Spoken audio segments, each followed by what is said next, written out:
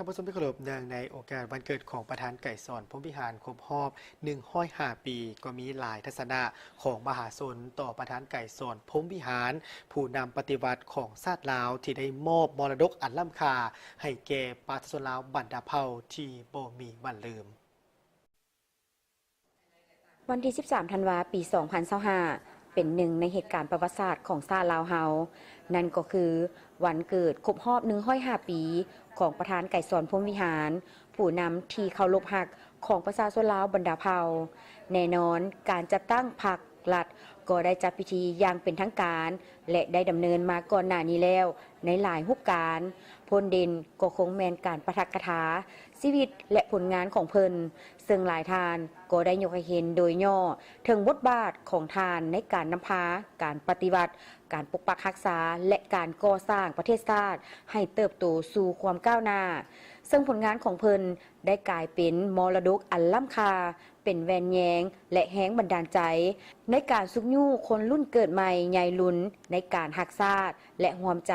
ในการพัฒนาประเทศชาติให้เจริญรุ่งเรืองขึ้นอย่างบ่หยุดยั้ง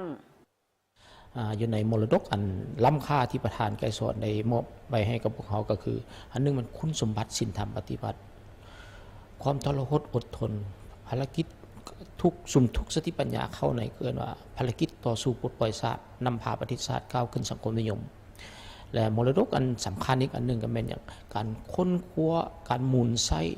ลัทธิมาร์กเลนินก็คือทฤษฎีมาร์กเลนินเข้าในภารกิจต่อสู้กู้ชาตินำพาประเทศชาติก้าวขึ้นสังคมนิยมฉะนั้นนี่ประธานไกรสอนค้นคว้าหลายค้นคว้าในหลายคงเขตเป็นต้นเป็นวิทยางาน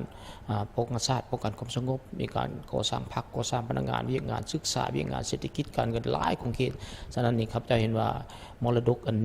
ต่างๆที่เพื่อนฝากไว้แล้วนี่ล้วนแต่สำคัญและเป็นสิ่งหนึ่งที่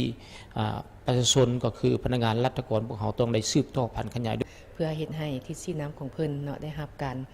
เสริมขยายสำคัญที่สุดก็แม่นเพื่อพัฒนาประเทศชาติของพวกเขาเนาะไปตามแนวคิดทิศทางที่เพิ่นได้กำหนดไว้ก็ไว้เรียกร้องเนาะให้ประชาชนบรรดาเผ่าพนักงานเนาะทุกทวนหน้าเนาะรวมไปถึงกองกำลังป้องกันชาติป้องกันความสงบทั้งหมดเนาะแม่นให้ร่วมแรงร่วมใจกันเสริมขยายเนาะแนวความคิดของเพิ่นนี้เนาะให้ปรากฏผลเป็นจริงเฮ็ดให้ประเทศชาติของพวกเขามีความเจริญรุ่งเรืองและที่สำคัญที่สุดให้พวกเขามีชื่อเสียงดังก้องเนาะทั่วโลกคือกันกับเพลงที่พวกเขาได้กำหนดไว้ประธานไก่สอนพรหมวิหารผู้นำปฏิวัติที่สละซองใส